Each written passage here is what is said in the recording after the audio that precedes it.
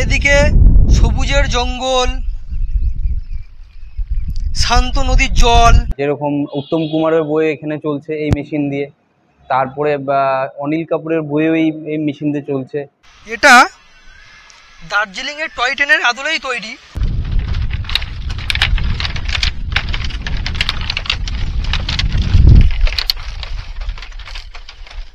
এই সামনে হচ্ছে ক্রীড়াঙ্গন অর্থাৎ মাঠ, এখানেই খেলা হয়। বড় ইচ্ছে করছে ডাকতে, তার গন্ধে মেখে থাকতে, কেন সন্ধে সন্ধে নামলে সে পালায়। তাকে আটকে রাখার চেষ্টা আর বাড়িয়ে দিচ্ছে তেষ্টা, আমি দাঁড়িয়ে দেখছি শেষটা জানলায়। বোঝে না সে, বোঝে না, বোঝে না সে, বোঝে না, বোঝে না সে, বোঝে না, বোঝে না সে, বোঝে না, বোঝে। আজকের গল্পটি সেই বোঝে না সে বোঝে না সিনেমার বালুরঘাটকে নিয়ে, যেখানে কলকাতার ছেলে আবিরের সাথে বালুরঘাটের মেয়ে পায়েল সরকারের কাজের সূত্রে পরিচয় হয় এবং ভালোবাসা হয়, যার মুখ্য চরিত্র ছিল আবির, পায়েল সরকার, সোহম ও মিমির। যে সিনেমাতে পায়েল সরকার আবিরকে বলেছিল সুযোগ পেলে একবার বালুরঘাটে আসবেন, সাহায্যটা তোলা রইল, সুদ সমেত ফেরত দেব। আর সেই সিনেমাতে এই বালুরঘাট শহরকেই বেশি ফোকাস করা হয়েছিল।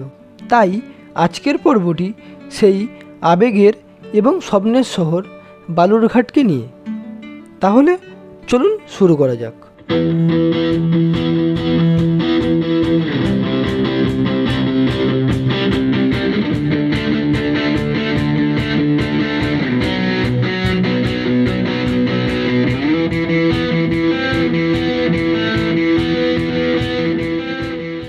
হ্যালো বন্ধুরা, কেমন আছেন? আশা করছি সবাই ভালো আছেন। মিনব্রিয়া ক্রিয়েশনের নতুন একটি পর্বে সবাইকে স্বাগত। আজ আমরা আছি বালুরঘাট শহরে। বালুরঘাটে কী কী ট্যুরিস্ট স্পট আছে সেগুলো আজকে আমরা ঘুরে দেখব। আজকের এই বিশেষ পর্বটি আমাদের দর্শক বন্ধুদের জন্য।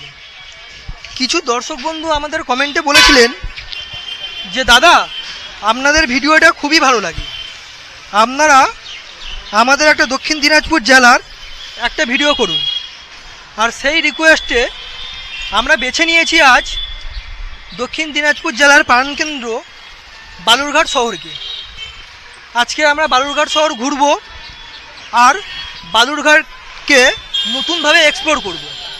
সত্যি বলতে বালুরঘাট শহরটা আমাদের অচেনা। কয়েকবার কাজের সূত্রে বালুরঘাটে আসা হলেও আমরা এই প্রাণের শহর বালুরঘাটকে এখনও চিনে উঠতে পারিনি। আর আজকের বার হয়ে পড়েছি সেই বালুরঘাট শহরে, আর এক্সপ্লোর করব অনেক জানা এবং অজানা তথ্য। তাই চলুন সাথে থাকুন আর দেখতে থাকুন এই পর্বটি। এটা হলো বালুরঘাটের ট্যাঙ্ক মোড়, আর এই ট্যাঙ্ক মোড়ের নামকরণের পিছনে একটি ইতিহাসও আছে। তাহলে চলুন এই নামের পিছনের রহস্যটা কি সেটাই একটু জেনে নেওয়া যাক। বালুরঘাটবাসীর কাছে এই ট্যাঙ্ক মোড় একটি ঐতিহ্যবাহী জায়গা হিসেবে পরিচিত। 1971 সালে ভারত এবং পাকিস্তানের যুদ্ধের সময় এই ট্যাঙ্কটি ব্যবহৃত হয়, কিন্তু যুদ্ধ শেষে এই ট্যাঙ্কটি এখানেই থেকে যায়। তারপর সেই যুদ্ধের ট্যাঙ্কটিকে এখানে সংস্কার করে রাখা হয়, সেখান থেকেই এই জায়গার নাম হয় ট্যাঙ্ক মোড়।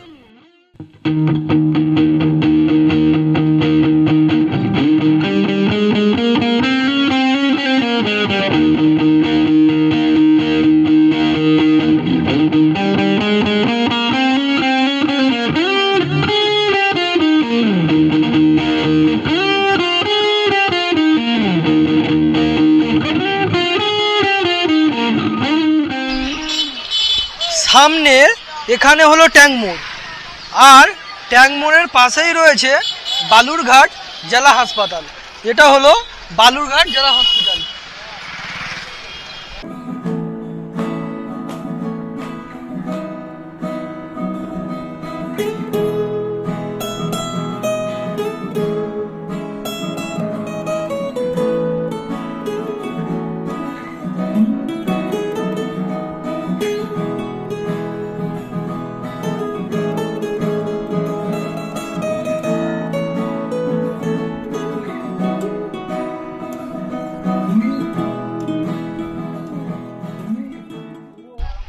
এটা হলো ইমার্জেন্সি ডিপার্টমেন্ট। বালুরঘাট জেলা হাসপাতালের ইমার্জেন্সি ডিপার্টমেন্টের ঠিক পাশেই এখানে রয়েছে ব্লাড ব্যাংক।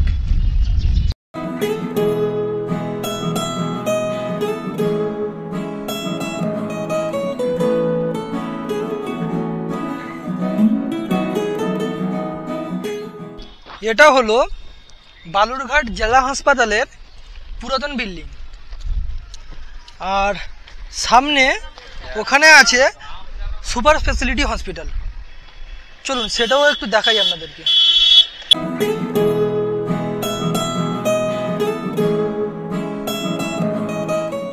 চলুন সুপার স্পেশালিটি হসপিটালের 10 তলার উপর থেকে পুরো হসপিটালটার কেমন ভিউ লাগছে সেটা আপনাদেরকে একটু দেখাই।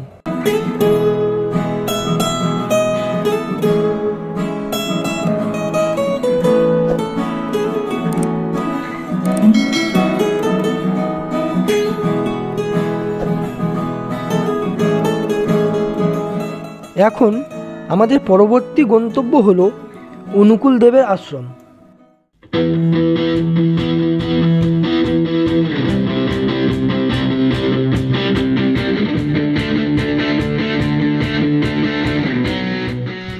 আমরা এখন এসে পৌঁছালাম সৎসঙ্গ বিহার অর্থাৎ অনুকূল আশ্রম।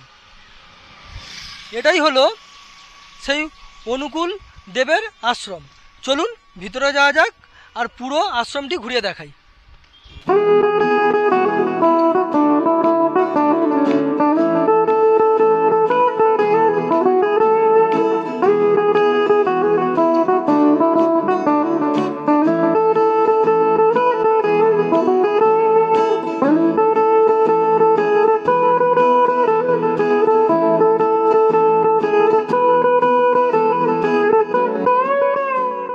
চলুন এখন একটু শ্রী শ্রী অনুকূলচন্দ্রের বাণী দেখে নেওয়া যাক। আদর্শে দীক্ষা আনে অনুরাগ, অনুরাগ আনে বৃত্তিনিয়ন্ত্রণ, বৃত্তিনিয়ন্ত্রণ আনে ধৃতি, ধৃতি আনে সহানুভূতি, সহানুভূতি আনে সংহতি, সংহতি আনে শক্তি, শক্তি আনে সম্বর্ধনা, আর ওই ধৃতি আনে প্রতিধান, প্রতিধান হতেই আসে সমাধি, আবার সমাধি হতেই আসে কৈবল্য, তৃষ্ণার একান্ত নির্বাণ, মহাচেতন সম্মুত্থান।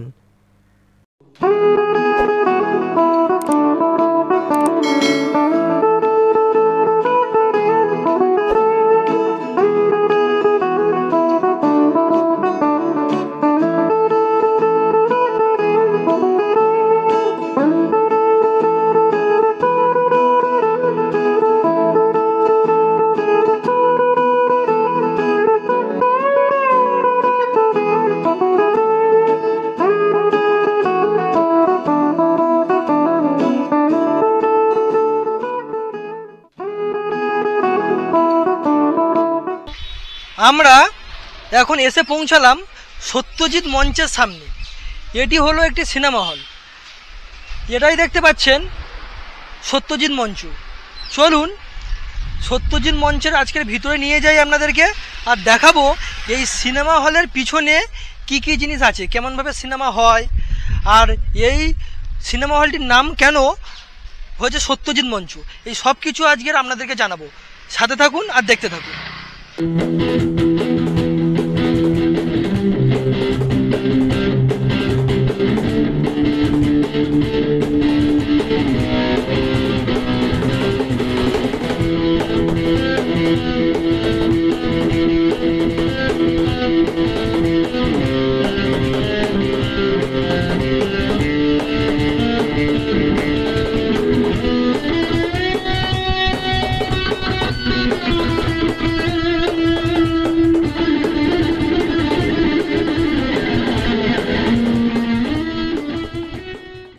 আমার নাম সঞ্জয় মণ্ডল। তো আমি সত্যজিৎ মঞ্চের একটা স্টাফ। আমি এখানে টেকনিশিয়ানে কাজ করছি। যখন আমি ছোট ছিলাম তখন এই হলে আমি বই দেখতে আসতাম। তো সেখানে আমার মায়ের হাত ধরে এখানে আমি বই দেখতে আসতাম। তো তখনকার যে কালচার ছিল, তখনকার যে বই বা সিনেমা যখন ছিল, তখনকার জগতে এই সিনেমা হলের নাম ছিল সত্যজিৎ মঞ্চ বাদ দিয়ে সেটার নাম ছিল হচ্ছে শবরী হল। তখন ম্যাক্সিমাম টাইমটা হবে অ্যাকুরেট 2002 এরকম কিছু একটা হবে। তারপর আমাদের যে সত্যজিৎ মঞ্চ, যখন সত্যজিৎ রায়ের বইগুলো চলতো ডাইরেক্টর হিসাবে, তখন এই হলটা তার নামেই তৈরি করা হয়। তো আমাদের যে আগের যে মেশিনগুলো ছিল সেটা হচ্ছে এই মেশিনে আগে সিনেমা চলতো। তো তখন রিল সিস্টেম ছিল, রিল দিয়ে তখন যে বইগুলো চলতো, হ্যাঁ, তখন এই সব রিল দিয়ে চলতো। এখন সব ডিজিটাল যুগে ডিজিটাল মেশিন হয়ে গেছে, তো এই ডিজিটালভাবেই চলছে আমাদের বই। বিগত সময়ে এই মেশিনটা আমাদের বই চালানো হতো, রিল চলতো, হ্যাঁ। সেই ক্ষেত্রে তখন বইগুলো চলতো এই মেশিনে ধরে, যেসব বইগুলো আসতো পুরাতন যুগের বইগুলো আসতো, হ্যাঁ, যেরকম উত্তম কুমারের বই এখানে চলছে এই মেশিন দিয়ে। তারপরে অনিল কাপুরের বইও এই মেশিন দিয়ে চলছে। কিন্তু এটা মেশিনটাকে জাস্ট আমাদের ঐতিহ্যটাকে ধরে রাখার জন্য, আগেকার যুগের যে ঐতিহ্যটাকে আমরা ধরে রাখার জন্য এই জাস্ট এটাকে শো হিসাবে আমরা এখানেকে রেখে দিই।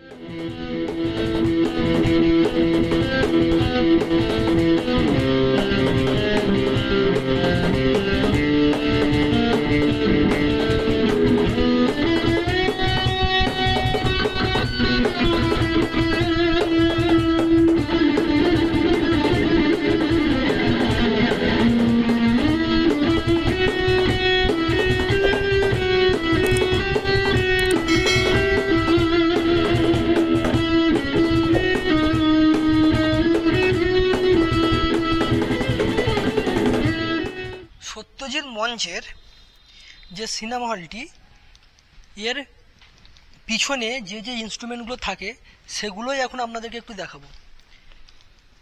এগুলো হচ্ছে সব সাউন্ড সিস্টেম। একটা সিনেমা চললে যে সাউন্ড আমরা শুনতে পাই, পর্দার পিছনে সেগুলো আছে। দেখুন সাউন্ড সিস্টেমগুলো কেমন, একটু শুধু দেখুন। আমরা অনেকেই জানি না সিনেমার পর্দার পিছনে কি কি থাকে। এই হচ্ছে সেই সব ইনস্ট্রুমেন্ট। আমরা এখন এসে পৌঁছালাম আত্রেই নদীতে। দেখুন এই আত্রেই নদীর উপরে একটা বাঁশের সাঁকো আছে, যে সাঁকোটি খুবই লম্বা। আর এই বাঁশের সাঁকোটি আত্রেই নদীর এপারের মানুষজন এবং ওপারের মানুষজনকে মিলন করেছে। নদীর ওপারটা রয়েছে কালিকাপুর আর এপারটা হলো ট্যাংমোর। এই সাঁকোটি এই দুই গ্রামের মানুষজনকে মিলিয়ে দিয়েছে।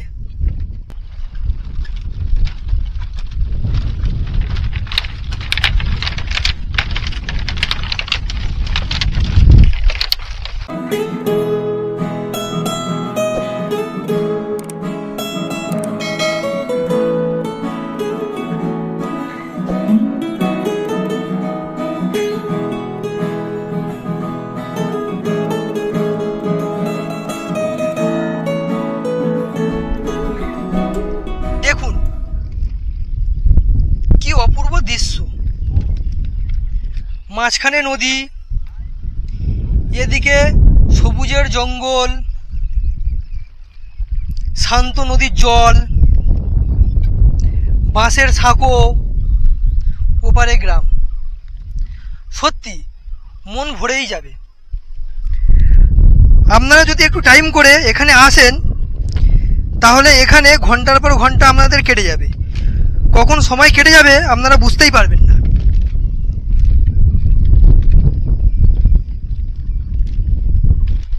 দেখুন সামনে ভেলার উপরে মানুষজন মাছ ধরছে। এই আত্রেই নদী মাছ ধরে এখানকার অনেক মানুষরা জীবিকা নির্বাহ করে।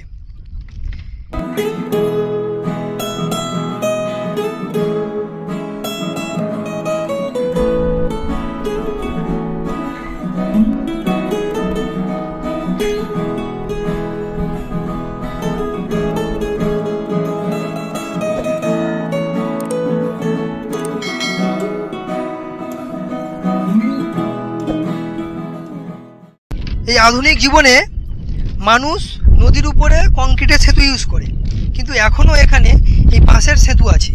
আর এই সেতু দিয়ে হাঁটতে অনুভূতিটা একটা সত্যি অসাধারণ।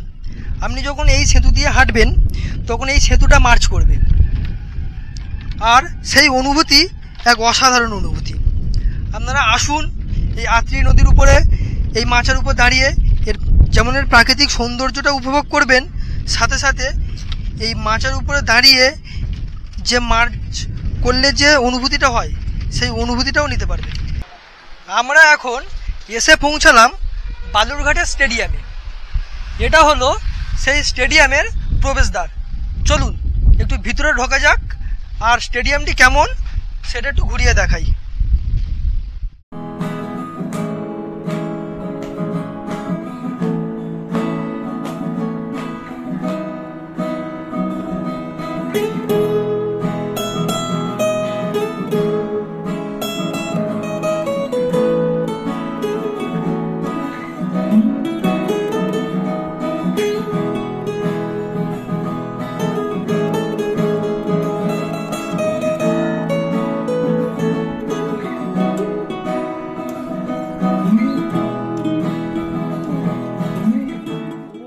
আমরা এখন বসে আছি বালুরঘাট স্টেডিয়ামে।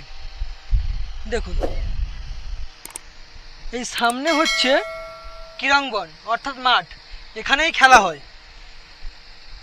আর এটা হচ্ছে স্টেডিয়ামের মঞ্চ, যেখানে দর্শকরা বসে খেলা উপভোগ করেন।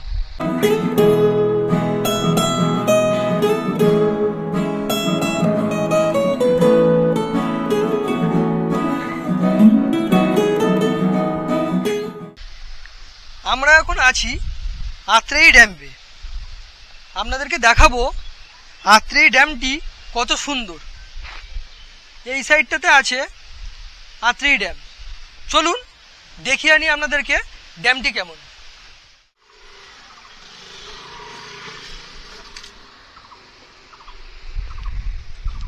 এটা হলো আত্রেই ড্যাম। এটা হলো স্বল্প উচ্চতার বাঁধ। এই ড্যামটি আত্রেই নদীর উপরে তৈরি করা হয়েছে। এই ড্যামটা তৈরি করার মূল কারণ হলো আত্রেই নদীর জলটাকে ধরে রাখার জন্যে। দেখুন, এটা হচ্ছে আত্রেই নদী আর এটা হচ্ছে ড্যাম। এই ড্যামটার জন্য এই আত্রেই নদীর জলটাকে সংরক্ষণ করা হয়েছে। দেখুন, ওপারে জল কমই আছে, এদিকে জলটা ধরে রাখা হয়েছে। দেখুন,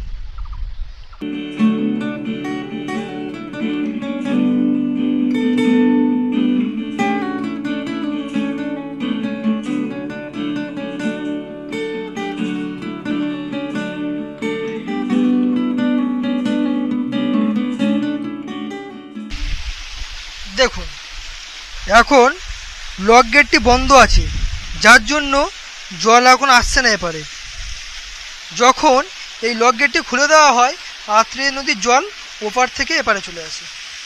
দেখুন এখানে ওয়ার্নিংটা দেখুন, don't claim down using this steps, entry strictly prohibited. শুধুমাত্র মানুষজন বা পর্যটকদের সুরক্ষার জন্য এই বিধিনিষেধগুলি। আপনারা যারা এখানে ঘুরতে আসবেন এই বিধিনিষেধগুলো একটু মেনে চলবেন, যাতে কোনো দুর্ঘটনার কবলে পড়তে না হয়। Don't bath here, accident prone area, অর্থাৎ এখানে স্নানের সময় প্রচুর দুর্ঘটনা ঘটে, তাই এখানে রেস্ট্রিক্ট করেছে। এই জায়গাটা পুরো রেস্ট্রিক্টেড, যে এখানে স্নান করা যাবে না। কারণ এই ড্যামে জলের স্রোত এতটাই যে স্নান করতে গেলে অনেক দুর্ঘটনা ঘটেছে, সেই জন্যে এখানে স্নানের জন্য রেস্ট্রিক্ট করে দিয়েছে জায়গাটা।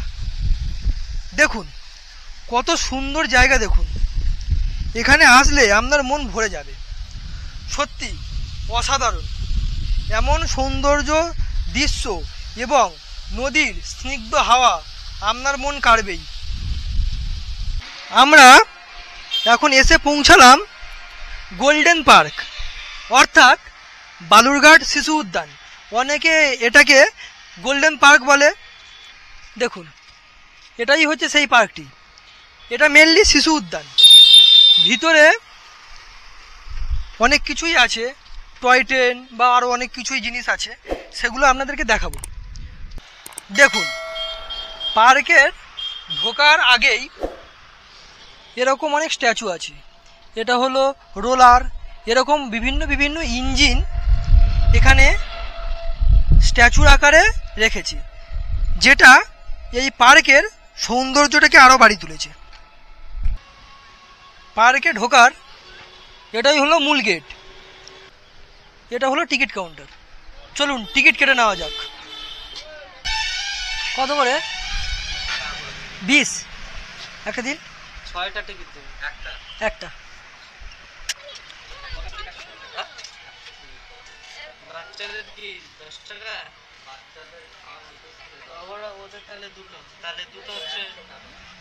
দেখুন, পার্কের ভিতরে ডান দিকে রয়েছে একটি টয় ট্রেনের জায়গা। এটা দার্জিলিংয়ের টয় ট্রেনের আদলেই তৈরি। এই গাড়িতে করে আপনারা সারা পার্কটি ঘুরে দেখতে পারেন। টয় ট্রেনটি কেমন দেখতে সেটা একবার আপনাদেরকে দেখাই। দেখুন,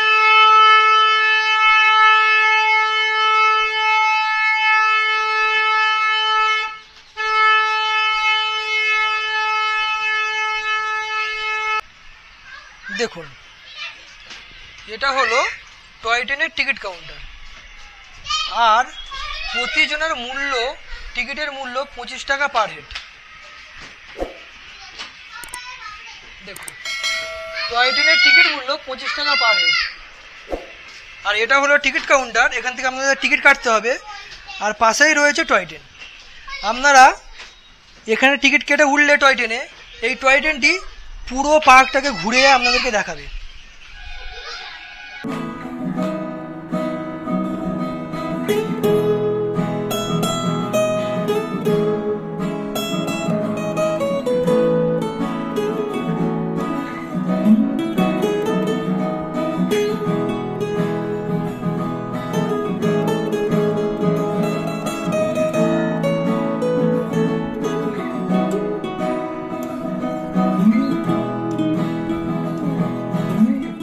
দেখুন, পার্কে বসার জন্য এমন সুন্দর সুন্দর সেট করা আছে।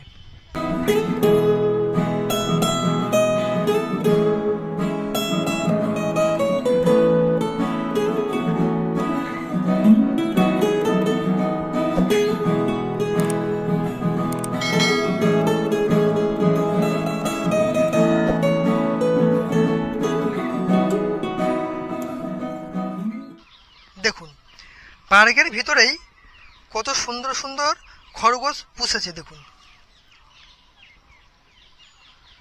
এখানে প্রচুর খরগোশ আছে। দেখুন, পার্কের ভিতরে বাচ্চাদের খেলার জন্য বিভিন্ন রকম এন্টারটেনমেন্টের জিনিস আছে। দেখুন, দেখুন এটা চড়ার জন্য মূল্য আছে 10 টাকা। আর তার পাশেই রয়েছে মিকি মাউস, যেটার টিকিট মূল্য 40 টাকা।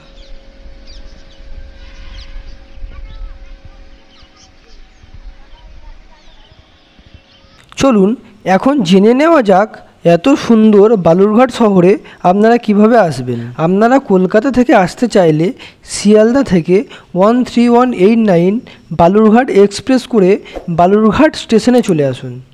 তারপর স্টেশন থেকে একটি টোটো বুক করে সারা শহর ঘুরে দেখুন। আর কেউ বাসে আসতে চাইলে কলকাতার এসপ্ল্যানেড থেকে বালুরঘাটের বাস ধরে ডাইরেক্ট বালুরঘাট বাসস্ট্যান্ডে চলে আসুন। তারপর বাসস্ট্যান্ড থেকে টোটো নিয়ে সারা শহর ঘুরে দেখুন। আর আপনারা কেউ যদি মালদা বা রায়গঞ্জ থেকে বালুরঘাট আসতে চান তাহলে বালুরঘাটগামী বাস ধরে চলে আসুন বালুরঘাট বাসস্ট্যান্ডে। তারপর টোটো করে এমন একটি সুন্দর শহর ঘুরে দেখুন। এতক্ষণ তো আপনারা ভিডিওটা দেখলেন, আশা করছি ভিডিওটি ভালো লেগেছে। ভিডিওটি ভালো লাগলে একটি লাইক করে দেবেন আর বন্ধুদের সাথে শেয়ার করবেন। আর চ্যানেলে নতুন হলে চ্যানেলটি সাবস্ক্রাইব করতে ভুলবেন না। ফিরে আসছি নতুন একটি পর্বে। ততক্ষণে আপনারা সুস্থ থাকুন, ভালো থাকুন, ধন্যবাদ।